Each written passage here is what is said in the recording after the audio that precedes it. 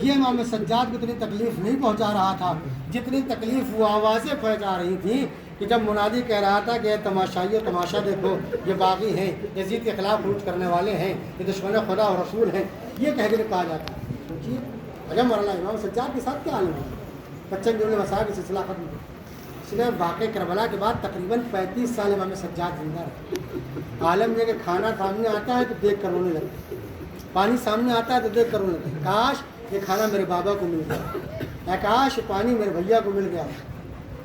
تاریخ کہتی ہے کہ امام سجاد جب کسی بازار کو گزرتے تھے تو ہمیشہ قصاب اپنے جانوروں پر گوشت پر پردہ ڈال دیتا تھا۔ گوشت لے کے امام سجاد ہر قصاب سے 2 سوال ضرور کرتے تھے۔ پہلا سوال یہ کرتے تھے، بتلاؤ کہ جب تم نے جانور کو ذبح کیا تھا تو ذبح کرنے سے پہلے پانی پلا دیا تھا یا پیاسا ذبح کیا تھا؟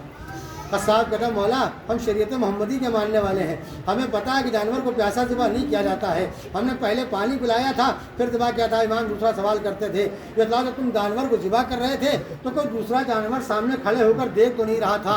قصاب کہتا نہیں مولا مجھے پتہ ہے ایک جانور کے سامنے دوسرا جانور ذبح نہیں کیا جاتا۔ امام سجاد کربلا کا رخ کر کے کہتے تھے اے میرا بابا آج کا مسلمان کو اتنا پتہ ہے کہ جانور کو پیاسا ذبح نہیں کیا جاتا، ایک جانور کے سامنے دوسرا جانور ذبح نہیں کیا جاتا، مگر اللہ رے میرے بابا کو 3 دن کا بھوکا اور پیاسا قتل کر دیا گیا، میرے پھوپھی کے سامنے میرے بابا پر خنجر پھیر دیا گیا۔ بآخر جملہ اور مسائل تمام ہے۔ روایتیں کہتی ہیں یہ لٹا ہوا قافلہ کربلا سے کوفے کی طرف جا رہا تھا، کوفے سے چند منزل کے فاصلے پر، بطور جملے کی روایت مسائل تمام، کوفے کی چند منزل پہلے حبیب کا بیٹا اس ظالم کے پاس پہنچتا ہے جس کے ہاتھ میں وہ نیزہ تھا جس پر حبیب کا سر تھا۔ حبیب کا بیٹا کہتا لاؤ میرے باپ کا سر مجھے دے دو، جو پیسہ چاہیے وہ تمہیں دے دوں گا، جو انعام چاہیے تو میں دے دوں گا۔ وہ کہتا نہیں اگر میں نے انعام و اکرام لے کر تمہارے باپ کو سر دے دیا اور کل شام میں یزید جب سروں کو شمار کرے گا تو میں کیا جواب دوں گا؟ میں سر نہیں دے سکتا۔ حبیب کا لڑکا واپس آیا، کچھ دیر کے بعد، کچھ لمحوں کے بعد، کچھ گھنٹوں کے بعد، کچھ اپنے مختصر سے لشکر کے ساتھ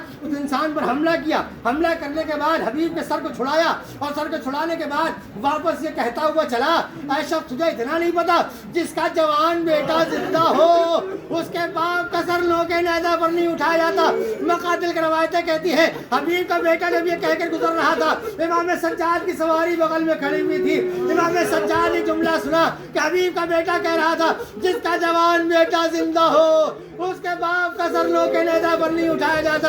امام سجاد نے کربلا کا رخ کیا کہ بابا یہ حبیب کا بیٹا صحیح کہہ رہا ہے، جس کا جوان بیٹا ہو اس کے باپ کا سر لوگ کے نیزہ پر نہیں اٹھا، مگر بابا مجھے معاف کریے گا، میں موجود تو ہوں مگر ہاتھوں میں ہتھکڑیاں ہے، پیروں میں بیڑیاں ہے، گلے میں توقے خاردار ہے، میں آپ کے گلے کو خنجر سے آزاد نہیں کرا سکتا، میں نوکے نیزہ سے گلے کو ہٹا نہیں سکتا، میں بہت شرمندہ ہوں، میرے بابا مجھے معاف کر دو۔